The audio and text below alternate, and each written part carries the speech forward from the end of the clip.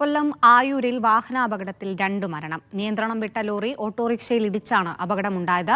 Auto driver Zulfikar, യാത്രക്കാരി രതി എന്നിവരാണ് മരിച്ചത്.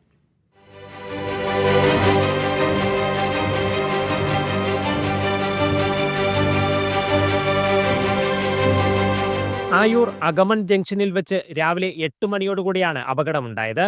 കൊട്ടാരക്കര ക്ഷേത്രത്തിലേക്ക് ദമ്പതികളുമായി പോയ ഓട്ടോറിക്ഷയിലേക്ക് ലോറി ഇടിച്ചു കയറുകയായിരുന്നു. ആയൂർ ഓട്ടോ സ്റ്റാൻഡിലെ ഡ്രൈവർ സുൽഫീഖർ സംഭവ സ്ഥലത്ത് വെച്ച് തന്നെ മരിച്ചു.